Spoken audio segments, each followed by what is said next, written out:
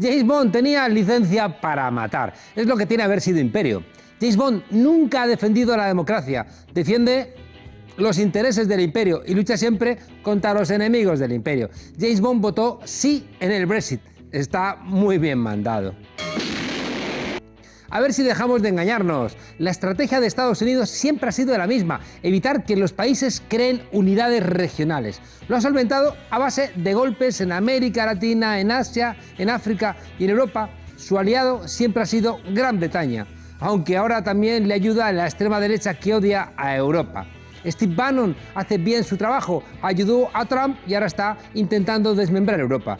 Así que montaron el Brexit y la liaron. Porque mientras Europa está enredada, es más fácil invadir Venezuela, masacrar Gaza o besar en los labios a los príncipes saudíes, esos que financiaron volar las Torres Gemelas. Tras meses negociando en la Unión Europea, la reciente histórica derrota de May en el Parlamento ha demostrado que la ley de Murphy es cierta y la tostada siempre cae del lado de la mantequilla si has puesto demasiada. Pero vayamos a las fuentes de este problema. La historia de este moderno nudo gordiano comienza con la abrumadora victoria del conservador Cameron en 2015 y esas cosas que se dicen en campaña para arañar votos y que luego te persiguen, como el cobrador del FRAC o las hipotecas del Banco Santander. La promesa de Cameron para atraer el votante más británico fue celebrar un referéndum sobre la permanencia del Reino Unido en la Unión Europea. La liaste. Un tiro que al final salió por la culata.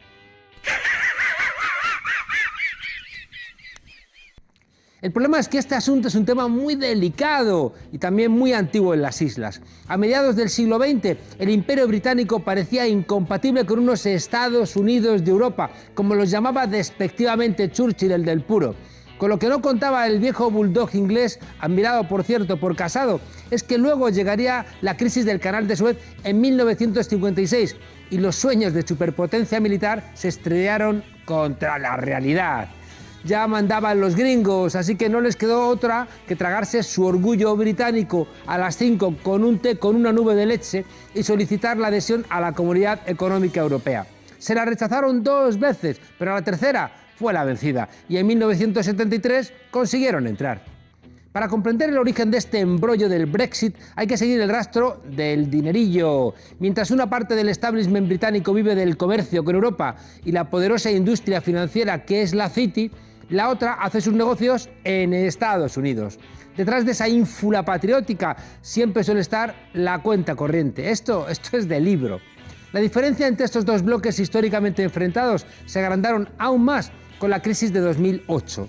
Para evitar el colapso de los bancos tuvieron que esquilmar el presupuesto de las escuelas, de los hospitales y de las conquistas sociales que caracterizaban a esa Inglaterra que había puesto en marcha los estados sociales después de la Segunda Guerra Mundial. Unos recortes que en Gran Bretaña tuvieron efectos nefastos para buena parte del país, que entendió que las políticas que se dictaban en Europa solo suponían más sufrimiento y más dolor entre el pueblo. Uno de los mayores beneficiados de esa ola de indignación fue el UKIP, un partido racista y de extrema derecha que pasó de la marginalidad a ganar las elecciones europeas, ayudado, claro, por Bannon, es amigo de Abascal y de Casado. It came. The hideous body of the EU.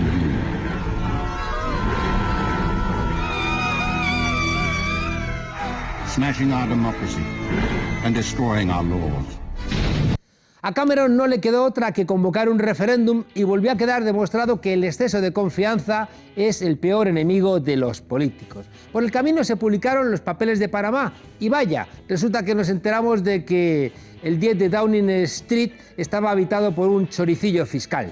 No cometió ningún delito, es verdad, pero le recordaron sus palabras cuando había criticado a Jimmy Carr por recurrir a paraísos fiscales. Dijo: lo que ha hecho no es ilegal, pero es inmoral e hipócrita, dijo del famoso humorista británico. ¡Zasca! La campaña a favor del Brexit buscó canalizar el malestar de los británicos y culpabilizar a la Unión Europea de todos los males.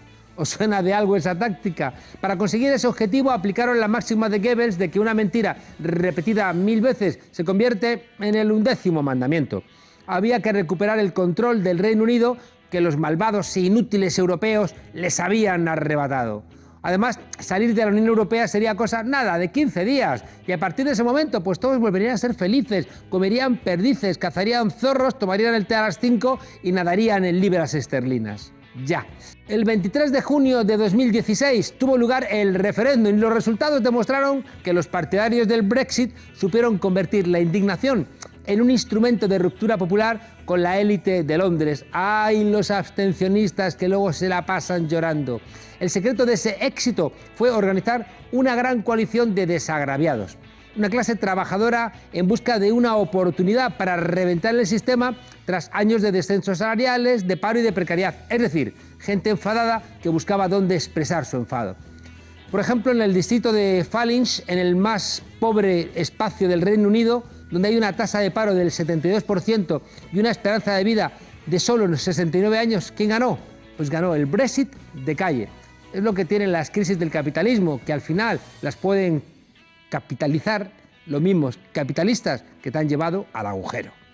I will do everything I can as Prime Minister to steady the ship over the coming weeks and months. But I do not think it would be right for me to try to be the captain that steers our country to its next destination. Cameron, que gozaba de mayoría absoluta, pues tuvo que dimitir y la secretaria de Interior fue la persona elegida para reemplazarlo.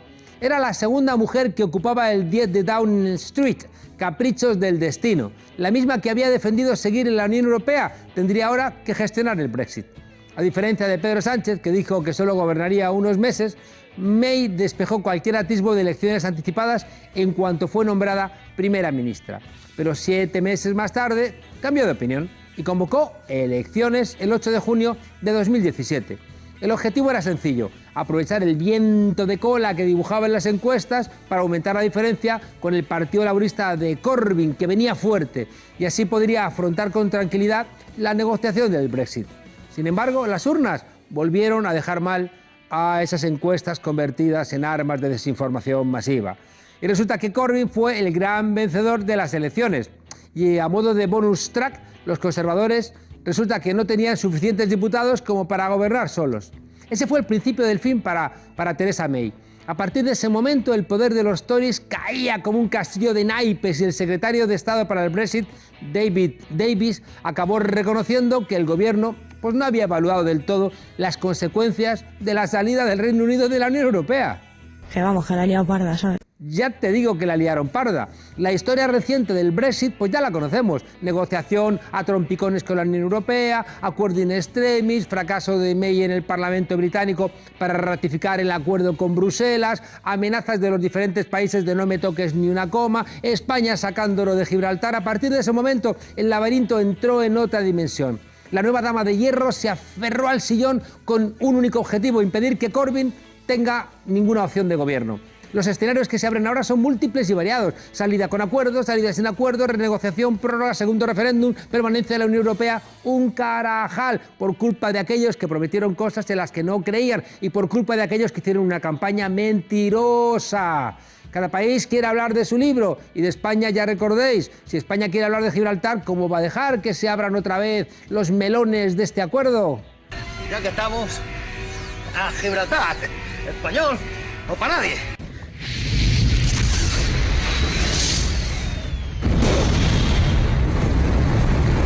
Lo único cierto es que detrás de todo esto está siempre el pulso que se disputa en muchas partes del planeta como salida a la crisis. Unos movimientos surgidos en los últimos años que buscan resetear el sistema para poner entre las prioridades o bien la lucha contra la desigualdad, la justicia y los derechos de la gente, o insistir en que lo que Dios te dé, pues que San Pedro te lo bendiga. El capitalismo en crisis siempre va a necesitar algún insider que parezca un outsider. En el país de James Bond apostaban más alto y se han pasado de frenada. Por eso, en ese tablero de intereses, lo que nos estamos jugando con el Brexit es algo que trasciende la economía. Lo que nos jugamos también es este medio siglo de paz. Lo que nos jugamos también es que dependiendo de cómo se solvente este desafío del Brexit, podemos salir con más o con menos democracia en Europa. Ya sabéis que James Bond tenía licencia para matar.